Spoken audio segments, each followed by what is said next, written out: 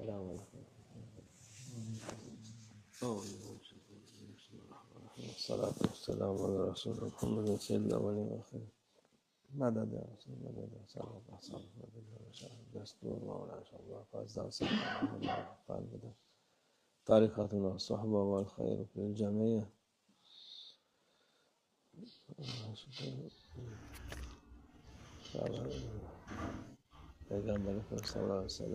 আল্লাহ তাআলার কাছে অনেক শুকরিয়া, আমরা লাইলাতুল মিরাজ পেয়েছি এবং আগামীকাল ইনশাআল্লাহ আমরা এটি পালন করব। এই দিনগুলি বরকতময় এবং বিশেষ দিনগুলির মধ্যে অন্যতম, যা আল্লাহ তাআলা নবী মুহাম্মদ সাল্লাল্লাহু আলাইহি ওয়াসাল্লামকে হাদিয়া হিসেবে দিয়েছেন। এটি এমন একটি ঘটনা যখন আল্লাহ জাল্লা জালালুহু আমাদের নবী মুহাম্মদ সাল্লাল্লাহু আলাইহি সাল্লামের মার্তাবা এবং বুলান্দ সকল জাহান এবং দুনিয়ার থেকেও বেশি এটি জানিয়েছেন। আল্লাহ তাআলার কাছে শুকরিয়া।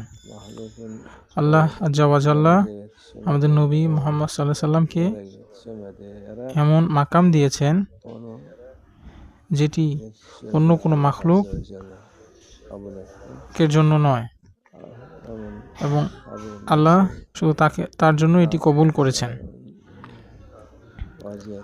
অবশ্যই আল্লাহ আজ্জা ওয়া জাল্লা জানেন তার রাসূলুল্লাহ সাল্লাল্লাহু আলাইহি সাল্লামের প্রকৃত মাকাম। এই পবিত্র রাতে অনেক মুজিজা হয়েছে, যা হাদিয়া স্বরূপ আমাদের পয়গম্বর মুহাম্মদ সাল্লাল্লাহু আলাইহি সাল্লামকে দেয়া হয়েছে। যারা বিশ্বাসী, যাদের ঈমান আছে, তাদেরকে এই বরকত এবং এই বিশ্বাসপূর্ণ রাত দেয়া হয়েছে। আর যারা এই পবিত্র রাতে বিশ্বাস করে না, তারা শয়তানের খেলার মধ্যে রয়েছে। তারা বলে এটা এরকম, এটা অন্যরকম, তারা অবিশ্বাসী, এবং আমাদেরকে অবিশ্বাসীদের ন্যায় হওয়া উচিত নয়। একজন অবিশ্বাসী বলবে এটি অসম্ভব,